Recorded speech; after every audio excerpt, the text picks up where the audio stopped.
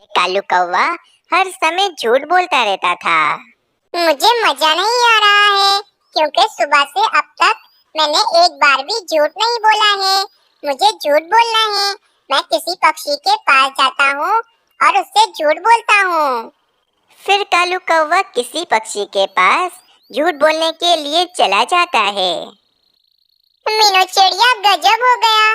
पहाड़ों की तरफ कबूतर बैठा मकई खा रहा था। अचानक कबूतर के ऊपर एक बड़ा सा पत्थर आकर गिर गया और कबूतर अभी बहुत ज्यादा जख्मी है। तुम जल्दी जाओ और कबूतर की मदद करो। हाँ कालू कौवे, मैं अभी जाती हूँ और कबूतर की मदद करती हूँ। ये कहकर वे मीनू चिड़िया पहाड़ों की तरफ चली जाती है। मैंने झूठ बोल लिया। मैंने झूठ बोल लिया। कितना मजा आया मुझे झूठ बोलकर। यहाँ पर तो कबूतर मुझे कहीं पर भी नहीं दिख रहा है। लगता है कोई पक्षी कबूतर को उसके घोंसले में ले गया होगा। चलो मैं कबूतर के घोंसले में जाती हूँ। और फिर ये कहकर वे मीनू चिड़िया कबूतर के घोंसले की तरफ चली जाती है। कबूतर तुम ठीक तो हो ना? तुम्हें ज्यादा चोट तो नहीं आई ना? मैंने तुम्हें कितनी बार मना किया है कि पहाड़ों की तरफ मत जाया करो, लेकिन तुम मेरी बात मानते ही नहीं हो। पर मीनू चिड़िया मुझे क्या हुआ है? मैं तो एकदम ठीक हूँ। कबूतर तुम पहाड़ों की तरफ बैठकर मकई खा रहे थे और तुम्हारे ऊपर एक पत्थर आकर गिर गया। ये बात मुझे अभी कालू कौवे ने बताई है। नहीं भाई, मेरे साथ तो ऐसा कुछ भी नहीं हुआ। मीनू चिड़िया, यकीनन कालू कौवे ने तुमसे झूठ कहा है और वे तुम्हारे साथ मस्ती कर रहा होगा। मस्ती? वे कालू कौवा मस्ती क्यों करेगा? उसे मस्ती करने में क्या मजा आएगा? तुम तो जानती हो ना, उस कालू कौवे के पास कोई भी काम काज तो होता नहीं है। बस पूरा दिन इधर से उधर फिरता रहता है और पक्षियों से झूठ मूठ कहकर उन्हें पागल बनाता रहता है। कबूतर तुम ठीक कह रहे हो। वे कालू कौवे ने मेरे साथ मस्ती ही की होगी। चलो अब मैं चलती हूँ। और फिर ये कहकर वे मीनू चिड़िया अपने घोंसले की तरफ चली जाती है। हमारा जंगल कितना अच्छा है। सभी पक्षी एक साथ मिलकर रहते हैं और मीनू चिड़िया को मेरी कितनी चिंता है। अगली सुबह हो जाती है। कालू कौवे को आज फिर से झूठ बोलने का बहुत ही ज्यादा मन कर रहा था।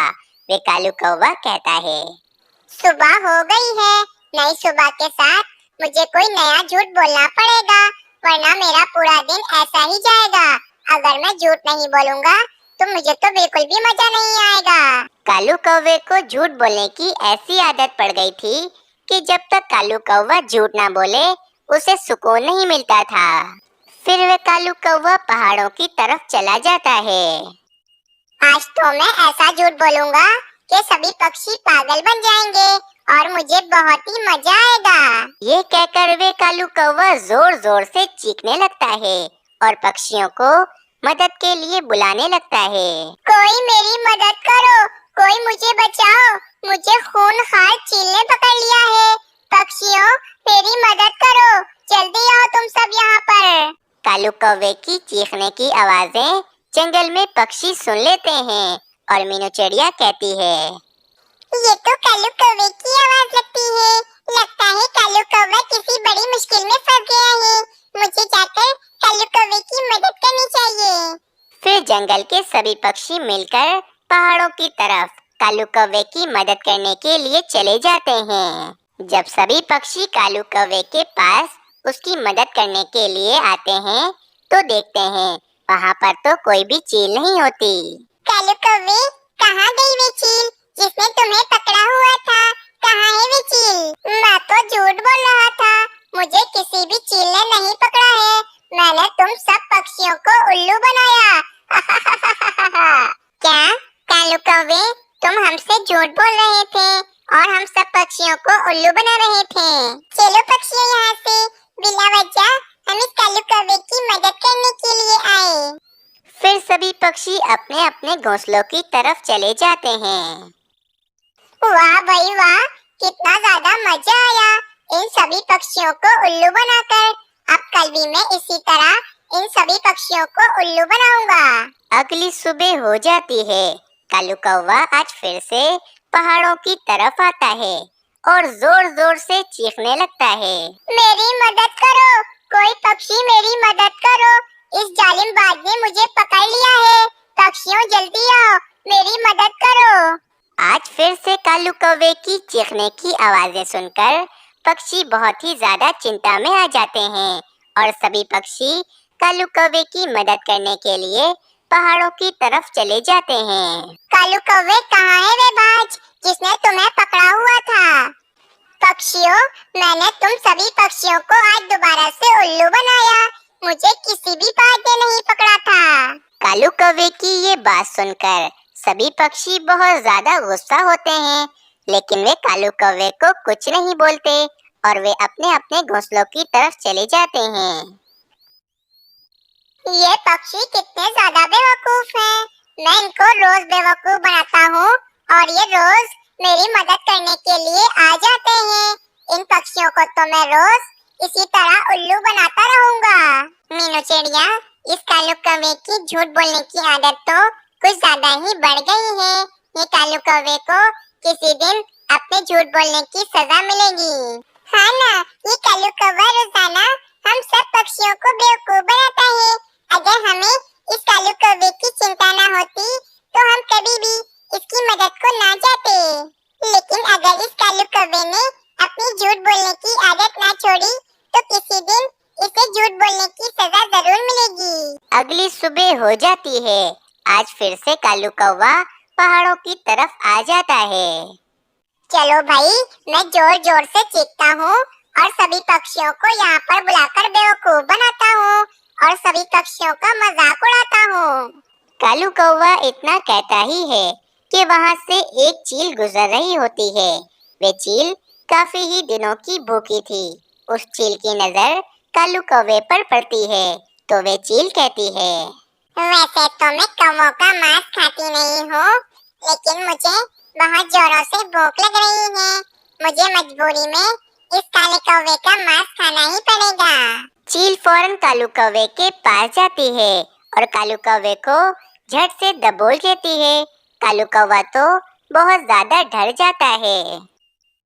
पक्षियों, मेरी मदद करो, मुझे आज सच में चील ने पकड़ लिया है। ये चील मुझे मारकर खा जाएगी। तुम सब जल्दी आओ और मेरी मदद करो। आज फिर से कालू कौवे की चीखने की आवाजें पक्षी सुन रहे होते हैं, लेकिन कोई भी पक्षी कालू कौवे की मदद को नहीं जाता। इस कालू कौवे ने क्या हमें बेवकूफ समझ रखा है? ये रोजाना इस तरह चीखेगा और हम रोजाना इसकी मदद को जाएंगे। लेकिन आज कुछ भी हो जाए, मैं तो इसकी मदद करने के लिए नहीं जाऊंगी। ये कालू कौवा रोजाना इसी तरह चीखता रहता है। यकीनन आज भी ये हमें पागल बनाने के लिए ही चीख रहा होगा। आज तो मैं इसकी मदद के लिए नहीं जाऊंगा, चाहे कुछ भी हो जाए। जंगल का कोई भी पक्षी आज कालू कौवे की मदद को नहीं जाता, क्योंकि सभी पक्षी तो यही समझ रहे थे कि कालू कौवा पक्षियों के साथ मजाक कर रहा है। वे चील उसी समय कालू कौवे को मारकर खाने लगती है और उस कालू कौवे को अपने झूठ बोलने की सजा मिल जाती है। दोस्तों, इस कहानी से हमें ये सीख मिलती है कि हमें अपनी जिंदगी में कभी भी झूठ नहीं बोलना चाहिए, क्योंकि इस तरह दूसरे इंसान का हम पर से विश्वास उठ जाता है और वे हमारी बात पर बिल्कुल भी यकीन नहीं करता। एक काफी हरे भरे और सुंदर से जंगल में एक पेड़ पर एक टूनी चिड़िया रहती थी। टूनी चिड़िया के सामने वाले पेड़ पर एक कालू कौवा रहता था। कालू कौवे का एक बेटा राजू कौवा भी था। टूनी चिड़िया ने अभी कुछ दिन पहले ही 2 अंडे दिए होते हैं।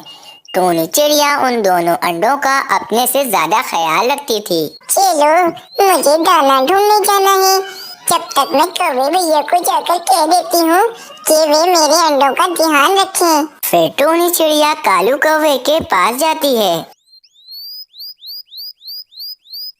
कौवे भैया, मैं भोजन ढूंढने जा रही हूँ।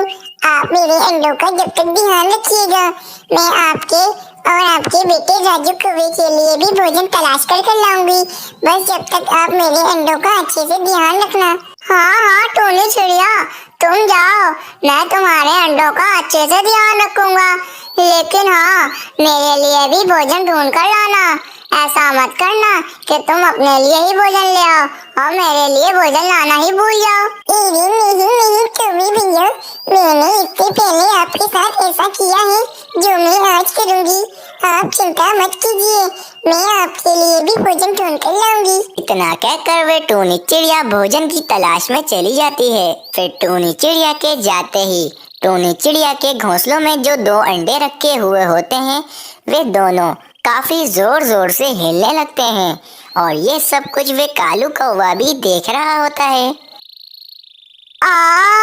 ये चिड़िया के अंडे तो काफी जोरों से हिल रहे हैं।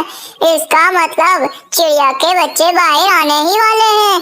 चलो चिड़िया के घोंसले में चला जाता हूँ। कहीं ऐसा ना हो कि चिड़िया के बच्चे अंडे में से निकलकर डायरेक्ट घोंसलों से नीचे ही गिर जाएं। ऐसे तो वे चिड़िया मुझे छोड़ेगी नहीं। चलो चलो जल्दी से उस घोंसले में चला जाता हूँ। फिर कालू कौवा टूनी चिड़िया के घोंसले में आ जाता है। कुछ देर के बाद वे दोनों अंडे फूट जाते हैं और उन दोनों अंडों में से छोटी छोटी सी चिड़ियाएं निकलती हैं। आहा, इस टूनी चिड़िया की दोनों चिड़िया कितनी ज्यादा सुंदर है। और एक मेरा राजू था, जब छोटा था तो जब भी काला था और अब बड़ा है तो अब भी काला है। पता नहीं ये कौवे इतने बदसूरत क्यों होते हैं। फिर थोड़ी देर में टूनी चिड़िया भोजन जमा कर कर अपने घोंसले में आ जाती है। वाह वाह, मेरी दोनों छोटी चिड़ियाएं अंडों से बाहर आ गई हैं। कितनी सुंदर है ये दोनों। टूनी भैया, आपका बहुत बहुत शुक्रिया कि आपने मेरे इन दोनों छोटी चिड़ियाओं का ध्यान रखा। मैं आपके लिए भोजन लेकर आई हूँ, आप अपना भोजन ले लीजिए। फिर कालू कौवा अपना भोजन लेकर अपने घोंसले में चला जाता है। वाह वाह, तुम दोनों कितने सुंदर लग रही हो। तुम दोनों अंडे में से निकल गई हो, अब मुझे कोई भी चिंता नहीं। चलो, तुम दोनों को बहुत भूख लग रही होगी, मैं तुम लोगों को भोजन खिला देती हूँ, फिर तुम दोनों सो जाना। अरे वाह वाह, इस टूनी चिड़िया की वजह से तो मुझे रोजाना मुफ्त का भोजन खाने को मिलता है, वरना मुझ में इतनी कहाँ क्षमता है कि मैं रोजाना अपने और राजू के लिए भोजन तलाश करता फिरूं। फिर रोजाना टूनी चिड़िया के पास कोई ना कोई पक्षी बधाई देने के लिए आता और बधाई देने के साथ साथ थोड़ा बहुत भोजन देकर भी चला जाता, जिसकी वजह से उस टूनी चिड़िया के पास काफी सारा भोजन जमा हो जाता है। और वहीं उस कालू कौवे को खाने के लिए भोजन नहीं मिल रहा था, क्योंकि टूनी चिड़िया 2 दिन से अपने बच्चों को कालू कौवे के पास छोड़कर नहीं गई थी। ये टूनी चिड़िया के पास तो कितना सारा भोजन आ गया है, इसकी वजह से ये टूनी चिड़िया अब भोजन जमा करने भी नहीं जाती है। अब मैं क्या करूं? मैं 2 दिन से भूखा हूँ।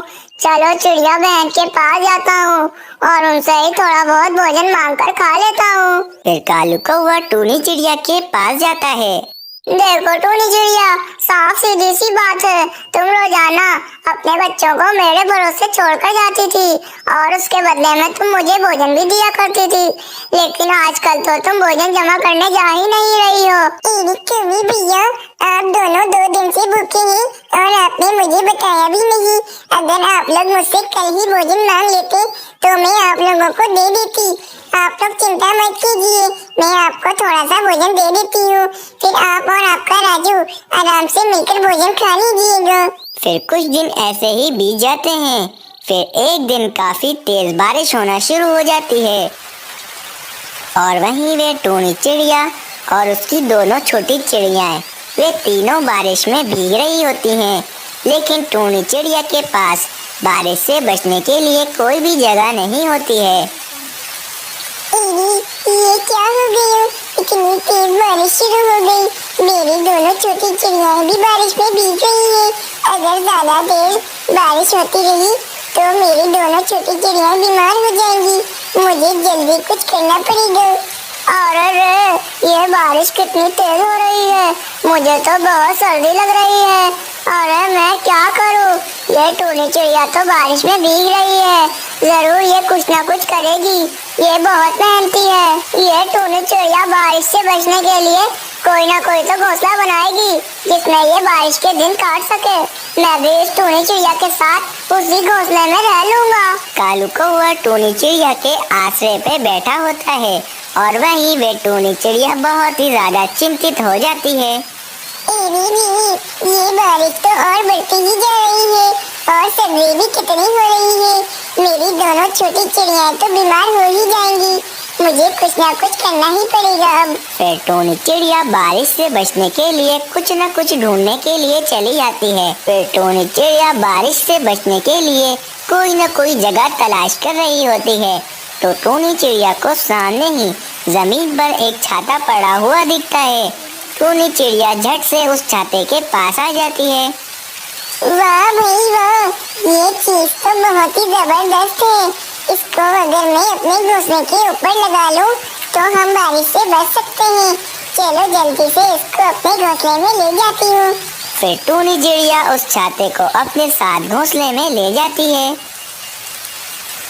टूनी चिड़िया अपने घोंसले के पास वे छाता लगा लेती है और अब तो टूनी चिड़िया और उसकी दोनों छोटी चिड़ियाएं बारिश से बच चुकी होती हैं। वाह भाई वाह, मेरा आइडिया तो काम कर गया। ये बारिश की अब मुझे कोई चिंता नहीं। बारिश की एक बूंद भी मेरे घोंसले में नहीं आ रही है। वाह भाई वाह, इस टूनी चिड़िया ने अपने घोंसले के पास ये क्या चीज लगा ली है जिससे इसके घोंसले में एक भी बारिश की बूंद नहीं जा रही।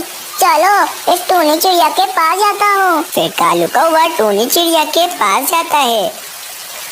अरे टूनी चिड़िया, ये तुमने अपने घोंसले के ऊपर क्या लगा लिया है?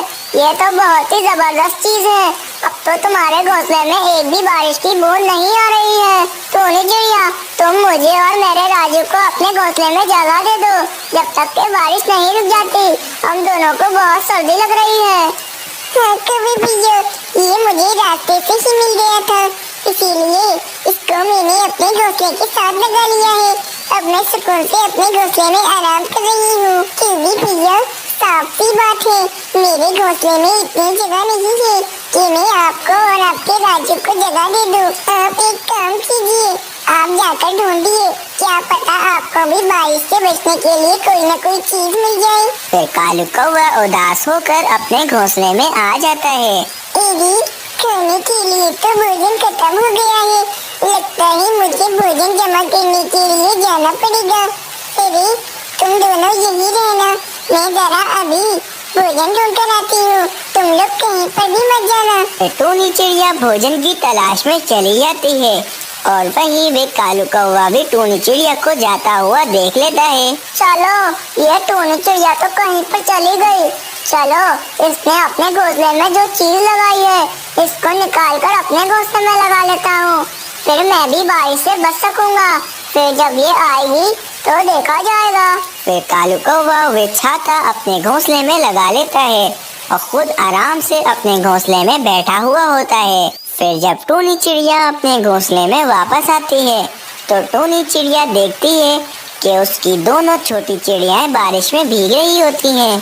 फिर टूनी चिड़िया देखती है कि कालू कौवे ने वे छाता अपने घोंसले में लगाया हुआ होता है।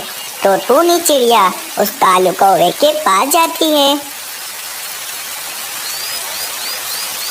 क्यों भैया, ये आपने बिल्कुल भी ठीक नहीं किया है। आपने ये चीज मेरे घोंसले से निकाल कर अपने घोंसले में लगा ली है। चलिए, मुझे ये चीज वापस कर दें। और टूनी चिड़िया, ये चीज मैंने तुम्हारे घोंसले से नहीं निकाली है, बल्कि ये तो हवा के साथ उड़ गई थी। फिर मैंने बड़ी मुश्किल से इसको ढूंढा और लाकर अपने घोंसले में लगा लिया। फिर टूनी चिड़िया अपनी दोनों छोटी चिड़ियाओं को लेकर वहां से चली जाती है। फिर टूनी चिड़िया एक पेड़ के अंदर बैठी होती है। उस पेड़ में काफी बड़ा सुराख होता है जिसकी वजह से उस पेड़ में एक भी बारिश की बूंद नहीं जा रही थी। फिर जब चील अपने घोंसले में वापस आती है तो वह चील देखती है कि उसने बारिश से बचने के लिए अपने घोंसले में छाता लगाया हुआ होता है। वह छाता अब उसके घोंसले में नहीं होता है। अरे ये क्या, मैं तो अपने घोंसले में बारिश से बचने के लिए छाता लगा कर गई थी और मैं छाता कहाँ चला गया? लगता है बारिश में इधर उधर कहीं उड़ गया होगा। चलो चलकर ढूंढती हूँ। फिर वे चील छाता ढूंढने के लिए चली जाती है। वे चील छाता ढूंढते ढूंढते उस कालू कौवे के पास आ जाती है। चील देखती है कि वे छाता उस कालू कौवे ने अपने घोंसले के पास लगाया हुआ होता है। ये देखकर उस चील को काफी ज्यादा गुस्सा आ जाता है। कालू कौवे, ये तुमने क्या किया? तुमने अपने आप को बारिश से बचाने के लिए मेरा छाता अपने घोंसले में लगा लिया। मैं तुम्हें माफ नहीं करूंगी। तुमने ये अच्छा नहीं किया है। अरे ये छाता इस चील का है। मतलब वे टूनी चिड़िया इस चील का छाता चोरी कर कर अपने घोंसले में लगा रही थी। अरे बाप रे बाप, ये चील तो बहुत ही गुस्से में लग रही है। अरे अब क्या करूं? फिर वे चील गुस्से में अपनी टोंट से उस कालू कौवे को मारने लगती है और अपना छाता लेकर वहां से चली जाती है। और वे कालू कौवा और राजू कौवा दोनों बारिश में भीगने लगते हैं और वहीं वे टूनी चिड़िया आराम से पेड़ के अंदर बैठी हुई होती है। इस कहानी से हमें ये सीख मिलती है